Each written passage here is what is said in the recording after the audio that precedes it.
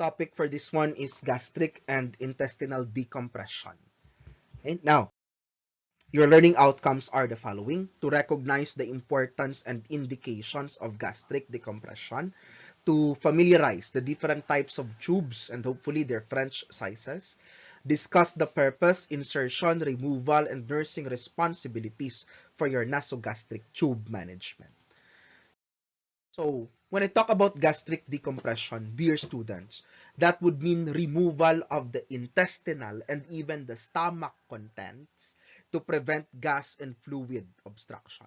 Okay, or to prevent gas and fluid accumulation for that matter. Because class, if there will be gas and fluid accumulation, what would happen is that there will be abdominal distension. Again, if there will be gas or fluid accumulation, that leads class to your abdominal distension. And this abdominal distension would cause discomfort on the part of the patient. And if not discomfort, that would cause pain on the part of your patient. Okay, so class, what do we do in gastric decompression?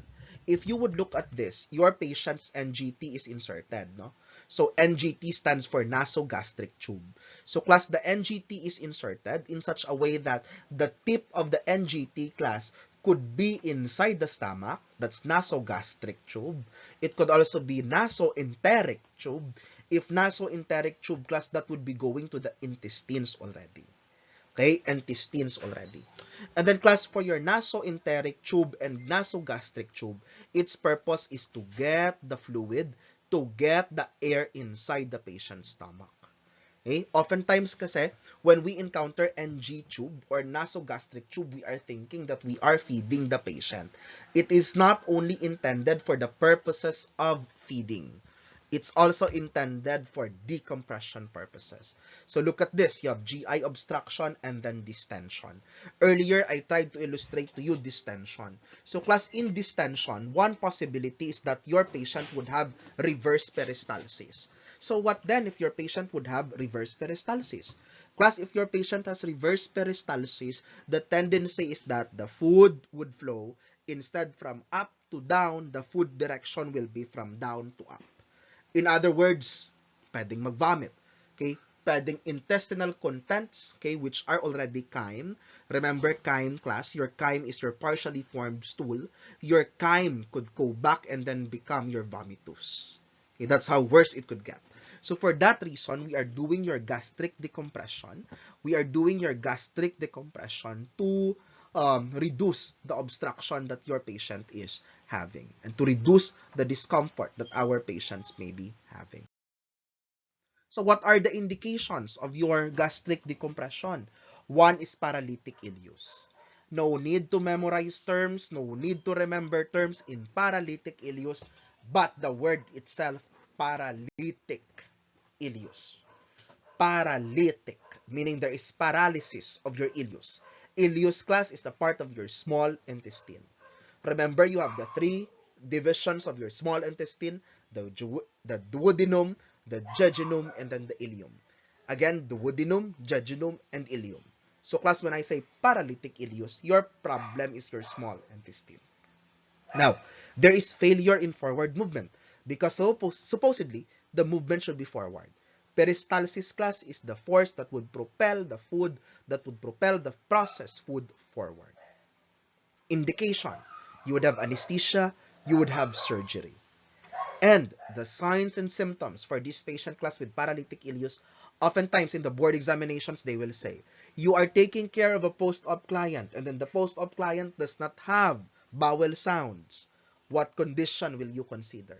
That is already your paralytic ileus, dear students. Okay, so you have vomiting, then class, you have reverse peristalsis, as I mentioned. Next, when do we do decompression? If my patient would have intussusception. Intussusception. Class, look at that. When I say intussusception, the key word is telescoping. What do I mean by telescoping? Look at the intestines. Look at the intestine. One intestine or a part of intestine, a segment of an intestine, inserted itself to the distal segment. So what would happen? There will be narrowing class.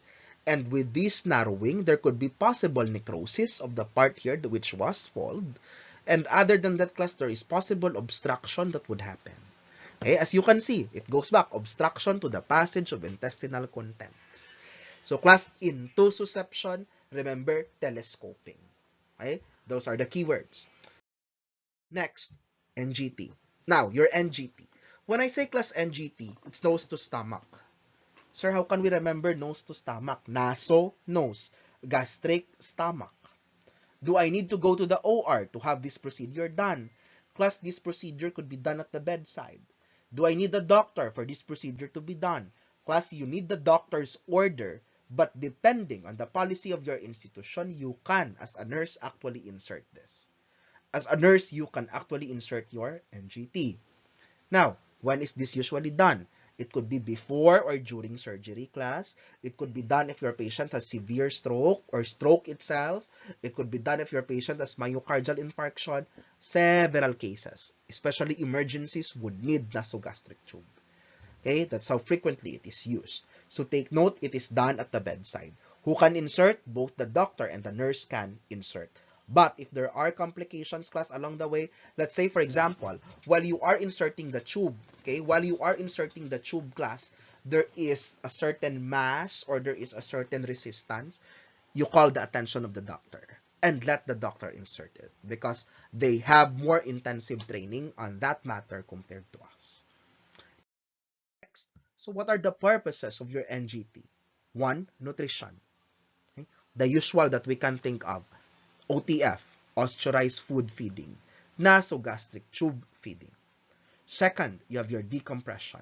What do we mean by decompression? Again, there's a lot of air, there's a lot of food content, there's a lot of fluid in the stomach. Let's get it out. And your way to get it out is your nasogastric tube. Next, to decrease distension. That is still your decompression. Next, to decrease the risk of aspiration. How can it decrease the risk of aspiration? Guys, what happens is that when your patient is vomiting, when there is reflux of food content, class, and if your patient will be vomiting, this vomitus would have the tendency to go to the airway. Okay? Take note that when I talk about vomitus, dear students, your vomitus is in the esophagus. It's on the esophagus. And since it is on the esophagus, class, your patient would be at risk for aspiration if it goes to the airway. So, what does the NG tube do? Instead of it going up to the airway, class, the NG tube would be able to reduce.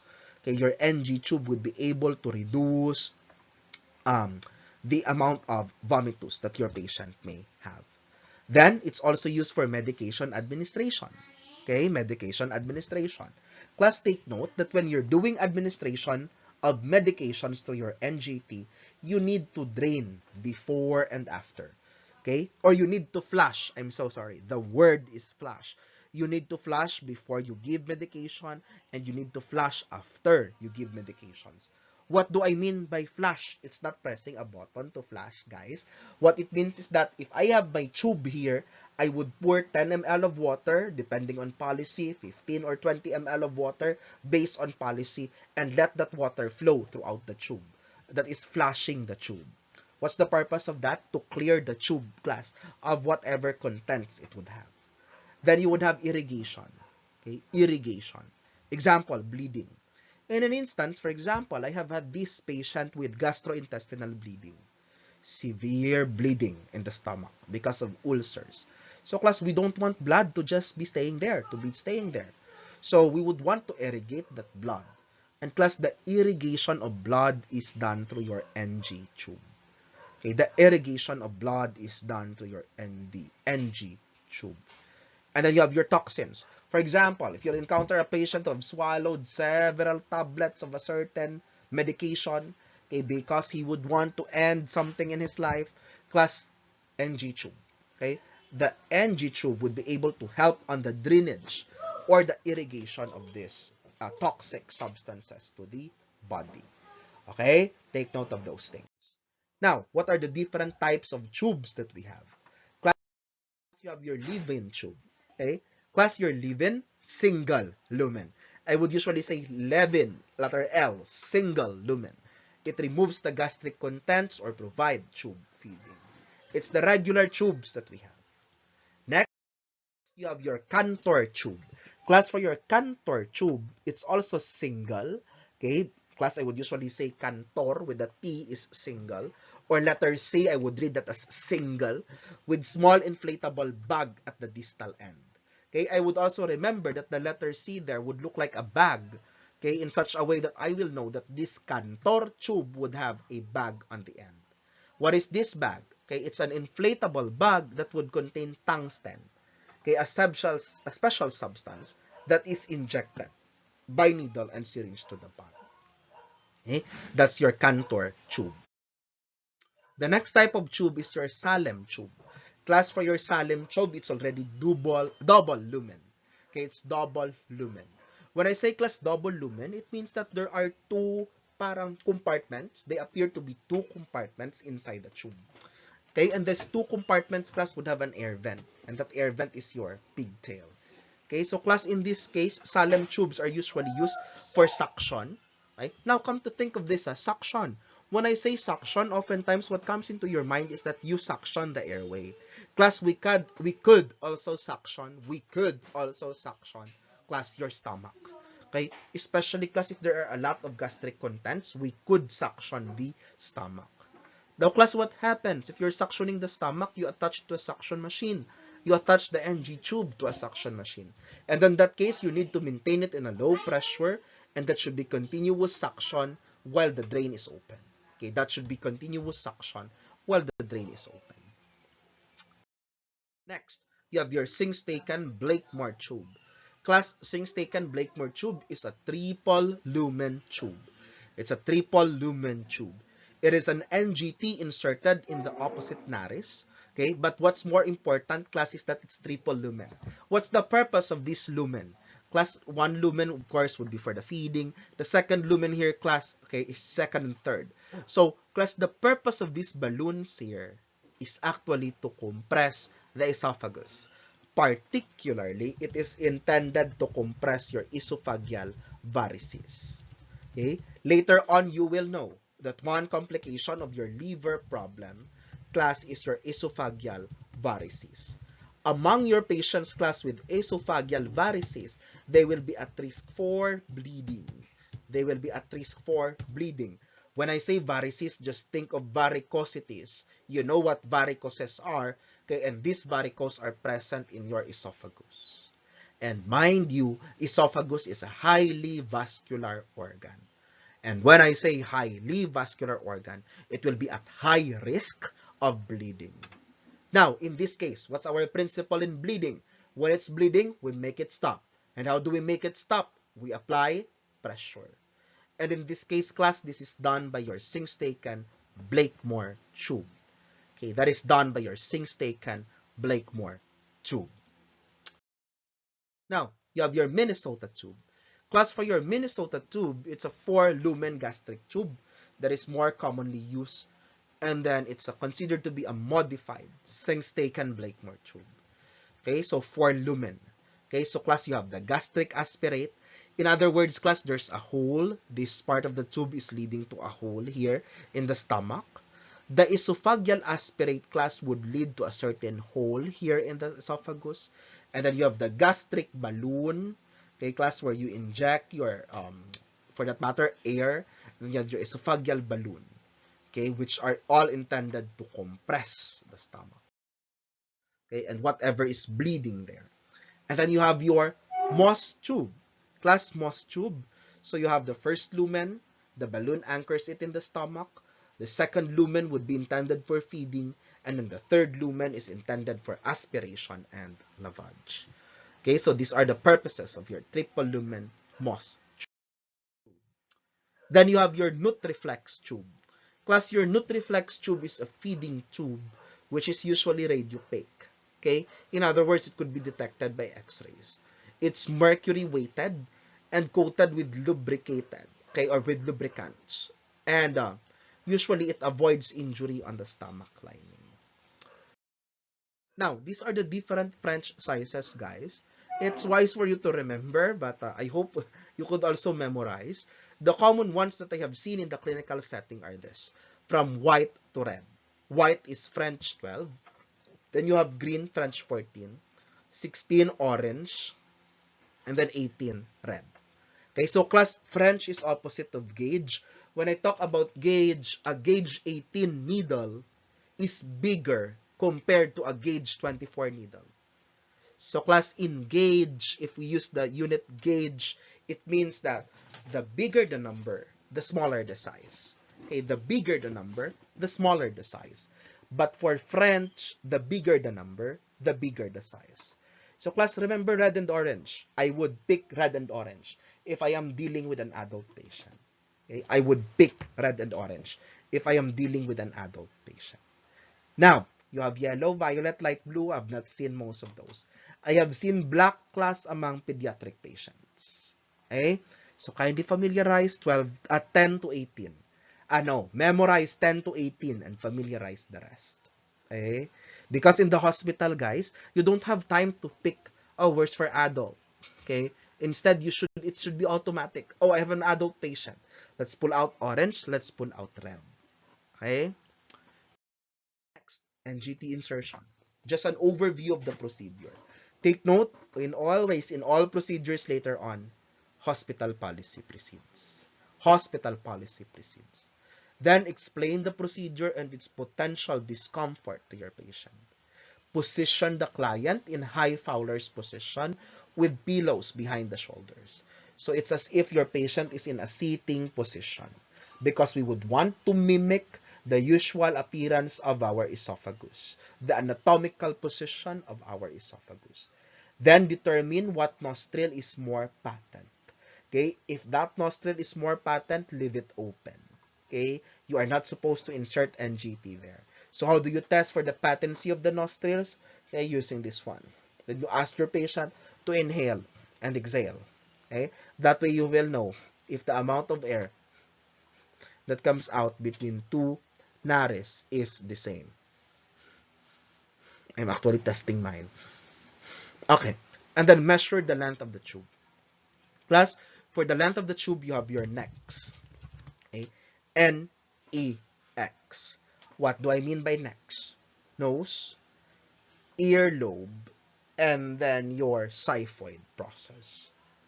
Again, so class, if I have the nasogastric tube with me, okay, I would start by measuring it from my nose. Let's say nasogastric tube. Nose class, then going here to the earlobe and going to the xiphoid process. Okay, you would be able to palpate the location of your xiphoid process because that's the tip of your sternum. Okay, and then I would mark that. Oops, here it is. Okay, some nurses class would put tape there for you to know that you will insert until that point. In my case, what do I do? If I know with a glove hand, if I know that this will be already the part where I will be inserting up, okay, until, so class, I will roll the remaining parts while I'm grasping that part that I have marked, and I will be inserting to my patient already. Okay, that way I know that that part I'm holding on is the part where I will stop, okay, inserting. But then it would take you some experience to keep on doing that. Next, have the patient swallow or drink water. Why? For the patient to mimic swallowing, because later on you would want him to do that. Then lubricate the tip of the tube. When we are lubricating the tip of the tube, class, we are using your KY jelly. Okay, oftentimes, class, you would just place it here on your gloved hand. You'd place somewhere here such that you would just let the tube pass, okay, to lubricate. In such a way, it will not be painful for your patient upon entry. Next, gently insert the tube. Okay, insert the tube. And class, when you are inserting the tube, the patient should be positioned upright. Okay, if there is difficulty, you might need to ask the patient to extend the neck a little bit. Then you instruct the patient to swallow. Why do I instruct the patient to swallow? Because by the time, class, that the tube is somewhere here, the swallowing act of your patient would be able to help in the entry of the tube. The swallowing act would be able to help in the entry of the tube. However, if there is resistance, slowly rotate and aim the tube downward and towards the closer ear.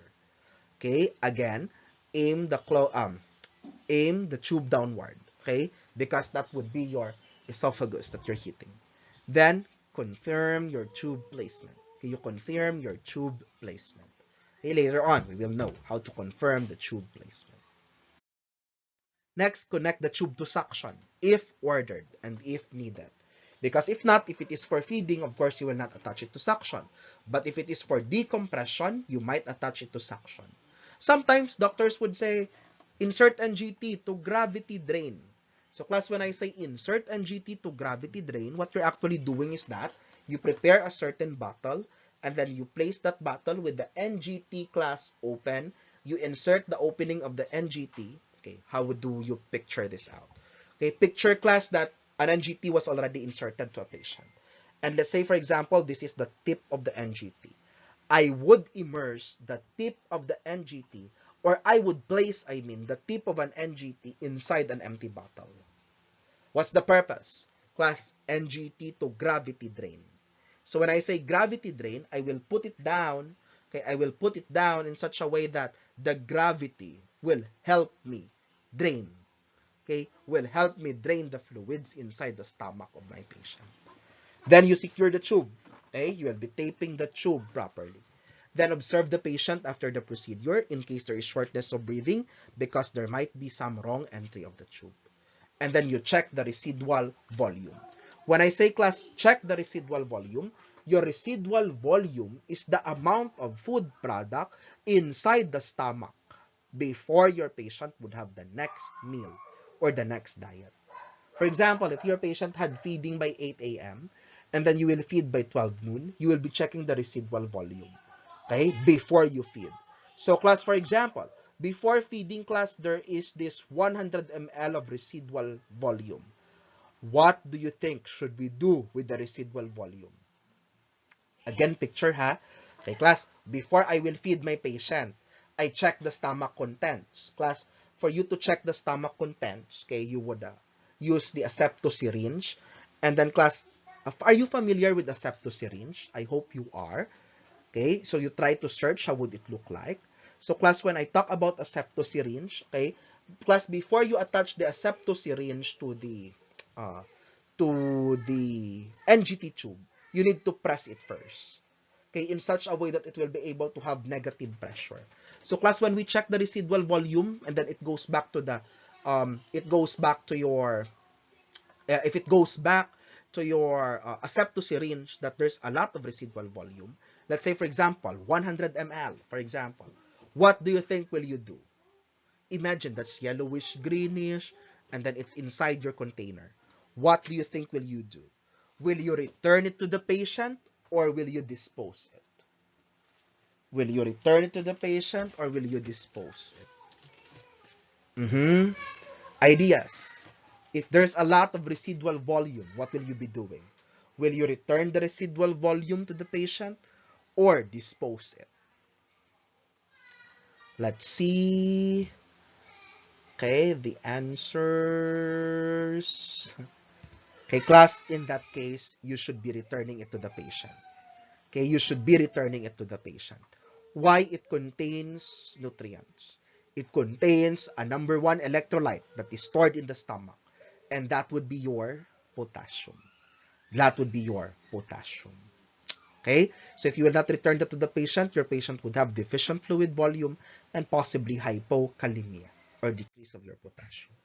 Now, there are 4 ways to confirm the location of the NG tube if it's in the stomach. Okay, what are these 4 ways? Number 1, okay, class number 1, for you to aspirate. And if you aspirate, if you check the pH, should be acidic or basic? Should it be acidic or basic? Okay, class, it should be acidic because your stomach is acidic. Very good. Now, class, if it is basic, okay, let's go back first. If it is acidic, what would be the result color of your litmus paper? Would it be red or blue? Litmus paper, would it be red or blue? Class, the litmus paper would be red. Okay, it would be red. Class, an acid would turn a blue litmus paper to red and then would maintain the red litmus paper to red. Okay? Now, how about if it's basic? Okay? We did the test and then when we dipped the litmus paper, the red became blue and then the blue stayed blue. Will we be happy or will we be alarmed? Will we be happy or will we be alarmed? In this case, class, we will be alarmed. Because if it is basic, we would suspect that the NG tube is in the lung. Okay, the NG tube is in the lung. So intervention, pull out, reinsert. Pull out, reinsert. That's the first way. So class, your first way is gastric aspirate and acid test. Okay, gastric aspirate and acidity test. Number 2 test, bubble test. I call it bubble test. So what do? Class, we immerse the tip of the tube on a cup of water. On a cup of water.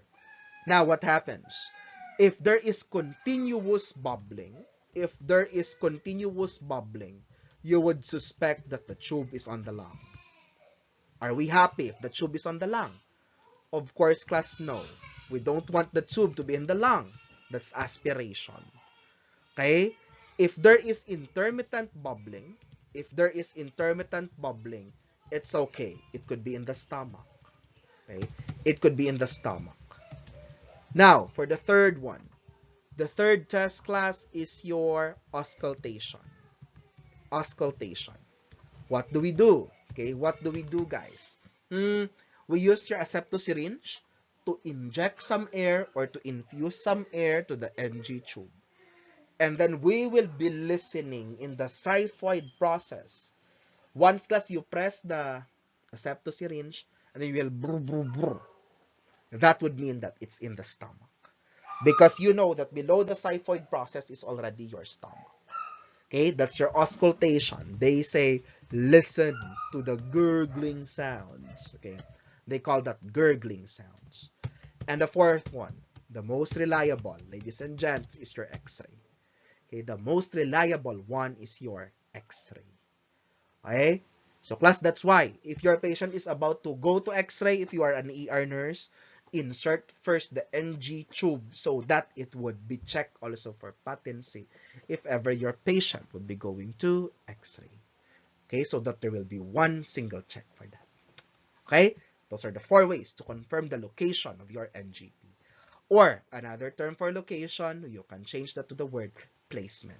To confirm the placement of your NGT, these are the 4 ways. Okay, these are the 4 ways.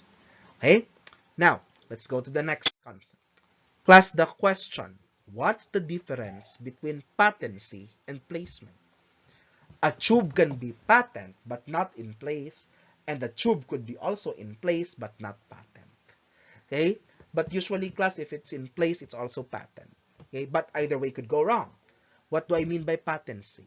Class, when I say patency, it's patent. In other words, there's no block. There's no block anywhere in the tube. Water can flow continuously in the tube, and that is patency. Okay? When I say placement, this tube placement is in the stomach. The tube placement is in the stomach. So when I talk about the 4 ways, class, the 4 ways is to check the placement of the tube. The 4 ways is to check the placement of the tube. The number 3 way there, class, the number 3 way, okay, which is administration of air and listening to the gurgling sounds, is both, okay, is both a test for patency and placement. Okay, both a test for patency and placement. Okay, take note of that. Okay, then, so, NGT removal. When we remove the NGT, dear students, you extract the client. Sir, deep breath, and try to hold your breath. Okay, usually I would do the reaction, the instruction. Sir, could you inhale? Could you exhale? Okay, could you inhale, exhale? Okay, that's the instruction that you would give your patient. Then, class, on the second, I would say, sir, could you inhale, exhale? Now inhale, hold your breath. Okay, then you try to remove the tube slowly and evenly over the course of 3 to 6 seconds while you try to roll it or coil it in your hand while you are removing it. Okay, while you are removing it. In a while. Okay, now, nursing responsibilities after insertion. Class, you prevent nasal irritation and dislodgement of the tube. And that could be done by properly taping the tube. And then class, you provide nasal and oral hygiene. And then class, you watch out for aspiration, diarrhea, vomiting, and a clogged tube. Don't like that to happen because that would risk the life of your patients. These are our references, and thank you very much for your attention.